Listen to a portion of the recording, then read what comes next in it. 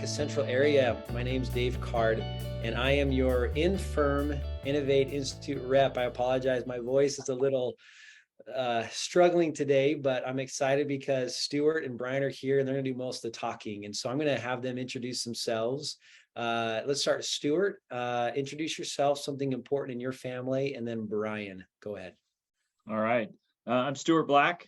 I think one of the most important things that's going on in my family right now is just being able to see my kids grow. They're at exciting stages where we have 4 kids. Our 2 girls are playing soccer right now, and they're the oldest. And so it's fun to see them learn how teams work and being competitive. I'm probably too competitive in certain parts of my life, and it's fun to see my kids pick up in a good competitive way and learn some valuable lessons through sports. So that's been fun to see that. And the other one is just seeing families come together and see all my children support one another and be excited about practices and games and things like that. And the other one is just being outside. I love the fall time of year, and I've enjoyed some nice hikes and some fishing and hunting opportunities with my family as well. And it's just been good for me to be doing that. So those are important things that are happening right now for me. Sounds amazing, Stuart. Thanks. Brian. So we're there's only one thing going on in our life right now. My kids are doing things. The only thing that's going on that I'm aware of is we're building a house, and I'm doing about 90% of it. So I every once in a while I duck out of the house to go do something. Last night my son had a football game in Shelley where we're building, and so I built and built and built until my wife called me and said it's almost time for the kickoff, and then I rushed over, and then at halftime went back, and then so we're back and forth there. But it's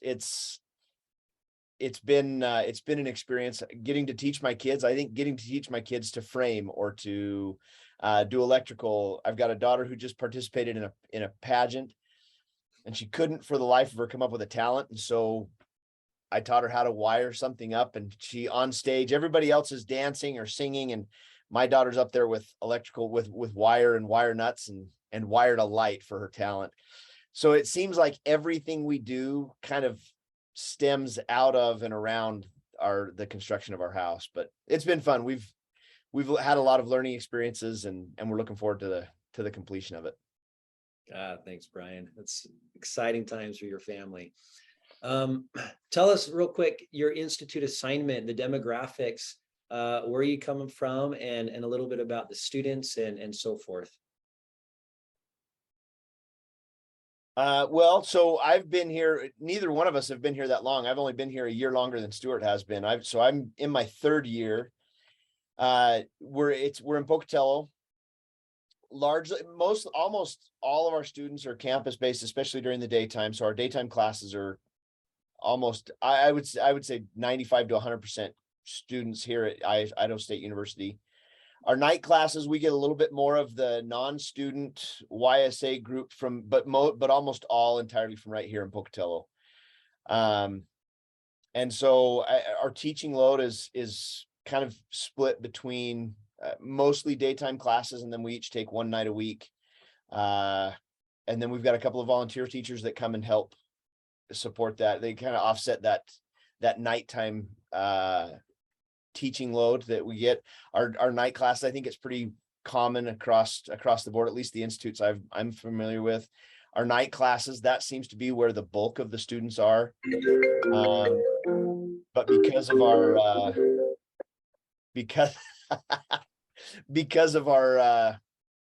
because of how close we are to campus, we still feel like we've got to offer those daytime classes, even though they're smaller in number. It's still a need here in Pocatello. Stuart, what would you add? I would just add on that there's 3 of us here full time. There's the director, Ken Southwick, and this is his 1st year here. So all 3 of us are fairly new to the Pocatello Institute, and then Brian and I are both there full time as well. We have a pretty large choir that functions on for one of the night classes. And all of that feeds into, or we are fed through the one YSA stake that has 6 wards here in Pocatello, and then a couple outlying wards that are a little further out into the country on both sides of Pocatello itself. And then our summer, Brian mentioned the school year. We have mostly ISU students here. And then during the summer, we have a lot of students who are from Pocatello, who have traveled or who go attend university somewhere else at Logan or the Y or BYU Idaho or something. And so they come back in the summer, and we get a big influx of different students and kind of a different feel during the summer that we have chances and opportunities to be with them then.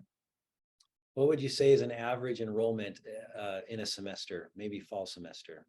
I think we're 450-ish. Yeah. I haven't looked this semester. The 2 years, my first 2 years here, like I say, I haven't looked in this semester. My first 2 years, we bounced somewhere between 600 and 700 the first year. Yeah. That included a lot of online students because we were still at that tail end of COVID, and so we had a little bigger umbrella that we were reaching to. And I think we experienced a little bit of a dip down to closer to 500. Yeah, and I think some of those numbers from the past couple of years included those full-time missionaries, and so that's why true. The numbers are a little bit different, because one of the other teachers was teaching some classes for full-time missionaries.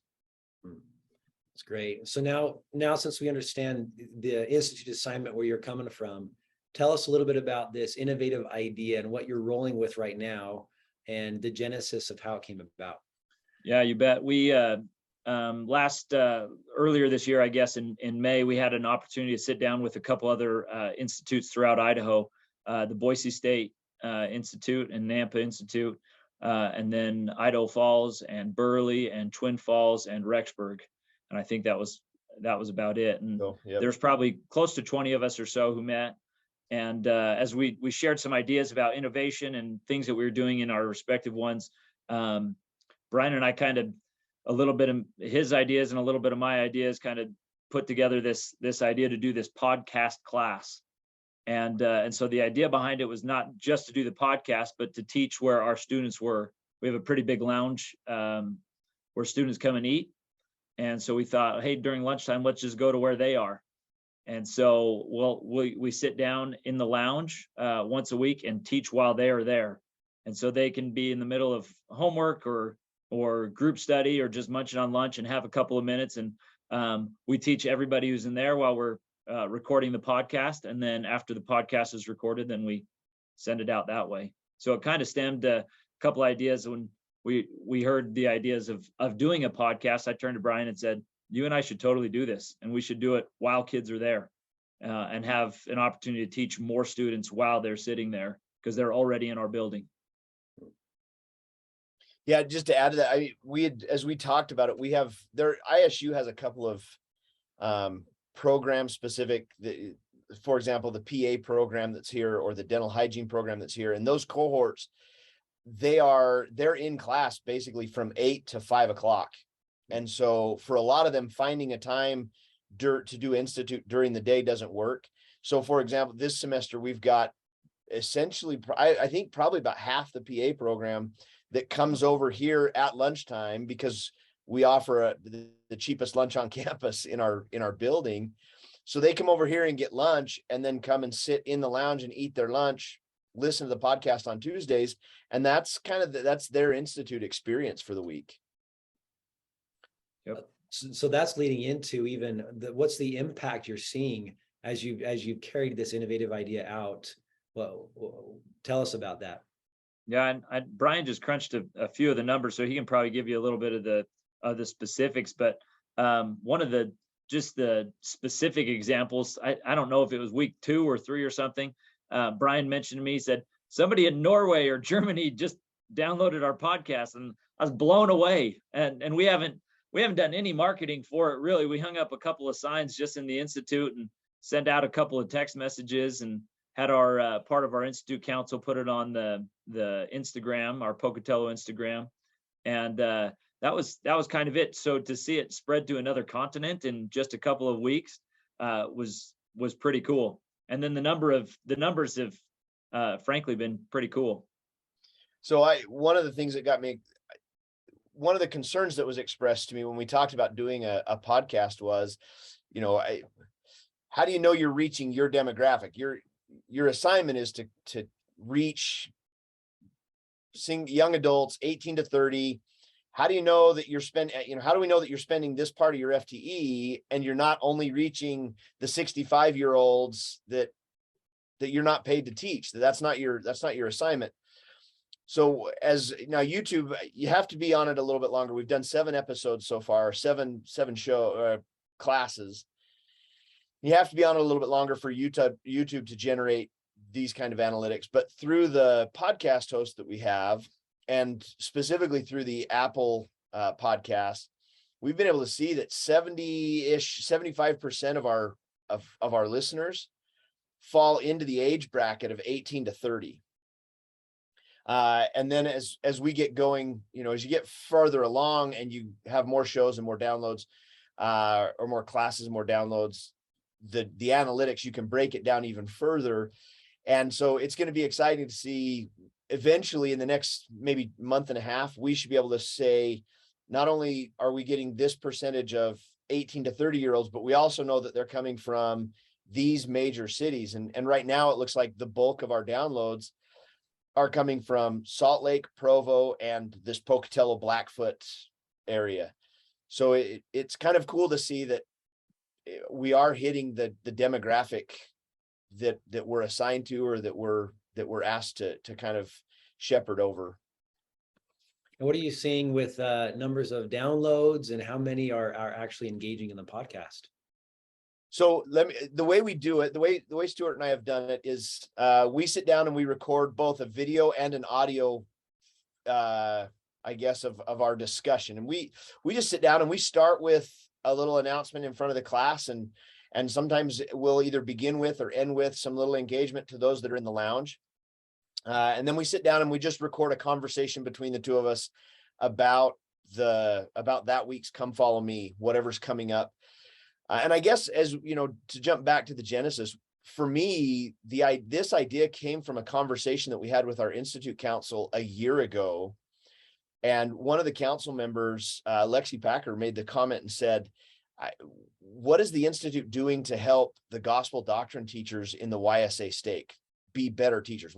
How can the Institute help our Sunday experience be more like an Institute class, or be more engaging? And so as Stuart and I were sitting around with the other Institute teachers, and we were hearing what was already being done at other programs with podcasts, another little kind of spark of inspiration was, this is one way that we can very specifically help the gospel doctrine teachers in the YSA stake. And so Stuart and I very intentionally point out teaching ideas. Hey, if we were teaching this week, this is an activity I would do, or this is a verse I would point out. This is a principle I'd want to really focus on. And so that, with that genesis, I just totally forgot where we were going with this. This happens on the podcast too all the time. The numbers. Oh, the numbers. Yeah. So I just looked at the YouTube one, at least for the video portion of it. So this doesn't count any of the download ones. So Brian can give you those in just a minute. But on YouTube so far, we've had 315 views in the last 2 months, or less than 2 months. So, and that's what I was trying to say.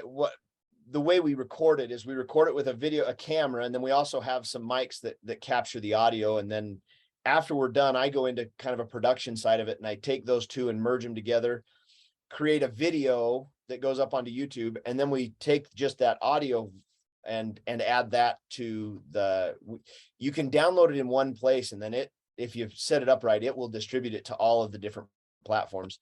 So from on the podcast side of it, just the audio downloads, we have 382 total downloads. And with the 7 episodes, the average episode download is right about between 70 and 74 downloads for each episode. When you add that to we have, Stuart, do you think we have about on an average of 40 people in the lounge as we're doing it? Yeah. So we're pretty close to we're reaching 70 people through the downloads. We're reaching about 40 people that are in the class when we do it, that are in the room when we do it, and then averaging another 65 or so through YouTube. That's awesome. So can I dig a little deeper too? Are you seeing or feeling any impact as related to deeper conversion, excitement about the scriptures, and those kind of elements of impact from the podcast as well. Yeah, I'll go first, Brian. Just a couple of students offhandedly will ask, "Hey, where's that podcast again?" And it'll be a couple different students each week, and we've printed up just few papers in each classroom that they can QR code and just scan it. And one of them just mentioned to me, he's like, "I listen to it when I'm lifting weights." And I think that's like a weird thing to listen to, lifting weights, but for him, he's like, "I like it."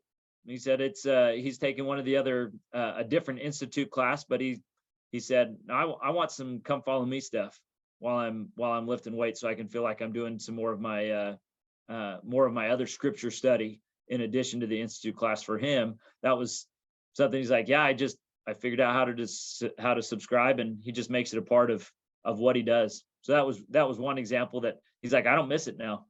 After he found the first one, he's in it every week now. It's pretty cool. It's awesome. I was at a family function, and a distant relative is in that young adult demographic, and was here in Pocatello for some of our summer classes. And Stuart mentioned that a lot of our demographic comes in the summer and then goes away to either move to Provo or Logan or Rexburg for the fall and spring semesters. Well, this family member of mine and a former student, her and her husband left to go do an internship up. I can't remember if she said if they were in Idaho Falls or in Rigby, but they're up north of us and aren't in a place where they can come back to take the class. But that's how she stayed connected with the Institute, is by, she can follow that and still feel like she's getting that connection to the Institute, even though her husband's internship has taken him away. And I think one of the benefits that's one of the benefits to this format is, no matter where students go, they can keep that connection with teachers they've become familiar with, and whether you're doing it while you listen, while you're lifting weights, or whether you're commuting, or there's any number of ways that you can take advantage of it. Yeah, and just another cool specific one. Brian's just texted me this picture like a week ago.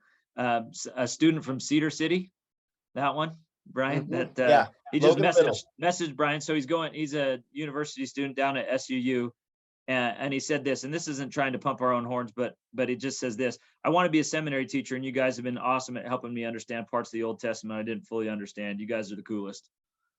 And I thought, I don't know anybody in Cedar City that wants to be a seminary teacher. I don't know how he heard of it or how he glued into it or whatever, but just another student at another university who's found more opportunities to say, I love teaching. I love the teaching ideas that are also coming from this, and it's helping me. As I think about the impact, maybe one of the challenges to this kind of an approach, where it's so digital and so removed, there's no face-to-face, there's no way of knowing. We won't know 98% of the people who are downloading, and even in our classrooms, we're not going to be able to look out on the classroom and know you're enrolled and you're enrolled and you're enrolled. In some instances, like through YouTube, we can know sometimes who's subscribing, but not always, depending on what the individual settings are. But I think one of the challenges is we're not always going to know what the specific impact is. But the potential impact it's unlimited, because these things stick around forever. The next time we come back to it, these things will always be there. Anytime somebody wants to go study Isaiah 50, there's that podcast that's there available to them. And then I think the other benefit to this is it does kind of, it fills a vacuum. It puts something in a space. It puts something. Elder Christofferson said this at YouTube and podcasts, that is their living room and that is their TV. We used to, I don't know about Stuart, he's a little bit younger, but I remember gathering, we had 7:00 TV on Thursday nights, or 7:30, 8:00, whatever your show was. Like, you had to be there in that seat in that moment to watch it. that's completely foreign. In fact, I saw a funny meme that said kids today will never understand what it means to miss a show, because you can never ever get it back. Like if you missed that Thursday night episode of the Cosby Show or Cheers or whatever, you didn't get to go back and rewatch it. And that's no longer an issue. You know, you do these podcasts and they're always out there, and it's something that's available for them in their space. And it offers them something to do in their living room. So great. And I really feel like we are just scratching the surface of the potential of what podcasts are and can be. And I love these innovations that you're doing, and others are doing it in the area as well that we're going to learn about. But can you tell us what are you learning as we're really just pioneering and digging deep into what podcasts can do for these young adults? What's the inspiration, the learning that you're receiving that we need to take away as we innovate in a way like this? I think Brian mentioned a little bit earlier that I think one of the things is the students see the value when they see how it affects other areas of their life, when they see it as an additional institute class, when they see it as a way to teach better, or a way to get teaching techniques or ideas, those types of things. Once they see that it covers other areas of their life and it's not just a different institute class, that it can be much more than that. To me, that was one of the more eye-opening parts of it, is that it's not supposed to replace or get rid of our campus experience that we're trying to do here at Idaho State, but it's a lot more than that it can be in addition, and they can take it with them, and it can always be something that goes back to them. That's one of the neat things of technology that I think that we're scratching the surface of, as you mentioned, that it's a resource that can be frequently available for them to connect in deeper and more ways with the gospel and with the Savior. I think my takeaway, and maybe it's a little bit more of the technical side, because I'm the one that does the post stuff, but Stuart and I we've had a couple of experiences where camera batteries have died in the middle of, filming, and or the mics didn't work at all. We had a bad mic that came. We ordered a really nice mic set, and one of them was just bad. We had to send it back and get a different set, and to just be flexible, and to just be like, oh, that didn't work, and not get upset and not throw our hands up and give up.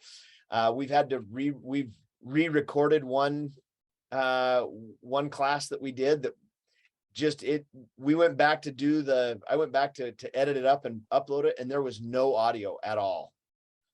And so there's just us up there talking and nothing from the microphone. We've had one episode on YouTube. There's one up there on YouTube, one video that all it has is our take a second logo. Thumbnail, yeah. Because the video died. Well, it didn't die. I forgot to turn it on. I turned on the audio and we started doing some, and I just forgot to push record on the camera. And in the last, listen, we've only done 7 shows, but listen to all the mistakes we've already had on the last one we just did. We're going through, and Stuart and I are both watching as the camera just shuts off. So on our 7th episode, the class that just went up, if you're watching on YouTube, it's got video for the first 26 minutes. And then the last 4 minutes, it's just the thumbnail because the camera died. And so one of the things I've learned is there's a learning curve to it. Even if you've already done podcasts or you've already done something in this realm, filming and recording something live and then trying to get it out, there's always going to be mistakes. There's always going to be things that you have to learn, and to just be flexible and to just roll with it. And to not give up on the process just because there's something we don't know. Yeah, and I just add back to that too, that we made the conscious decision to record in front of students. That, yes, it'd be a ton easier if we just sat in a quiet office here at the building and just cranked it out on our own. But we said, no, we want 40 to 50 kids sitting in the background, and they're going to be talking and eating lunch, and they're going to get snippets of what we're talking about. And some of the students have said, how do you guys do it? there's a group back there that's studying and quizzing each other about, their chemistry stuff. And we're like, you just go. And if they get bits and pieces and snippets, we're okay with that. And to take that kind of different approach is pretty cool. One of my coworkers that I taught with for a few years down in Utah, he's listened to a few of these episodes, and one of the things he told me was, I don't know if it was a conscious decision or not, but I love that you guys do it in your lounge. He said, I love the students in the background. He said, it makes it feel real. And he said, it's real teaching. It's not just, here's the nice fluffy stuff, but you're actually really teaching in a different way that you haven't before. And so it pushes us a little bit. Yeah. And that's one of those, that's one of those things that I've done some stuff with YouTube and video before, but I've never done it in front of a live. We kind of joke and start things off. Stuart's got this great announcer voice, and he'll start off by saying in front of a live studio audience, So there was some learning about how to adjust the audio level so that you can still hear the students in the background. There's not really much of a way to get rid of them altogether, but how do you make it so that in the audio of it, the students don't drown out the conversation and the stuff that's being said about the scripture block? Love it. One thing that from what you've said and what I'm learning is you're meeting the students where they are in so many ways, right? And a lot of what we're trying to do is, come to Institute, come to class, but what you're doing in the lounge, in the podcast, you're in many ways meeting them where they are and making it even more accessible. And I just love that idea and that innovation, following that principle that students are gravitating towards and loving. So any last final thoughts, comments as we share this innovation with the area? I would just say, just don't be afraid of those hiccups along the way. They really, Brian mentioned a few of the tech problems we've had, and they really haven't been a big deal. We wanted to try something just because we like our students a lot. And we wanted to find some other ways to connect with them and help them in their lives. And I think as we've tried that, then the Lord has been able to amplify our efforts, which has been great to see. So don't be afraid to try new things. Put yourself out there. I'm not a techie person, and that's why I'm grateful to have Brian, who can really handle a lot of the tech side of it. But it's been awesome, a great experience for me. But you do have that great announcer voice, so that's really helpful. I don't know about that. He does have that. The thing that I've enjoyed about it is one, and Stuart's already kind of mentioned the feel of the way that we've set it up, and the feel of it. It feels a little natural to me. Neither one of us, we don't prepare anything beforehand together. We prepare on our own, and then we just kind of come together. And one of the things I miss about the seminaries is the opportunity to sit and powwow with the other seminary faculty, with the other teachers on the faculty. Is how are you going to teach this, and how you do it? And that's been fun for me to sit down with and powwow with Stuart about the scripture block, and to have this almost a lunchroom kind of conversation, and then to have it in the in the presence of with our students, and to watch some of the things that they're saying afterward, either right afterward or in our other classes as they bounce things off, or mention something that we've said. The other thing that I've really enjoyed, and you hit on it, is this idea of meeting students where they are. I anticipate, and I in my looking forward, I guess my futuristic lens and what I hope this leads to, I hope that eventually there are students who come that we've never met before, who show up in the Institute building because they've heard the podcast. They've come across it somewhere, either in high school or right after a mission, and they make that connection of, hey, we're recording this in the Pocatello Institute, and they hear that enough that when they're here, they just show up. That's kind of my hope for not just this innovation, but all of the innovative things that we're trying to do, is that eventually it opens the doors for students to come and be with us in person. Love it. Stuart and Brian, thank you both so much for your willingness to innovate, your willingness to put yourselves out there And it really is an act of faith. And I love, Stuart, you even mentioned it. You're seeing the Lord's hand. This is his work, and he's going to help us and magnify us as we seek to do things for his students, his children. And we do so in a way that is building faith and deepening conversion. Thank you both. So excited for what you're doing and for what will become of it as you continue on. So thanks all. Thank Thank you. you.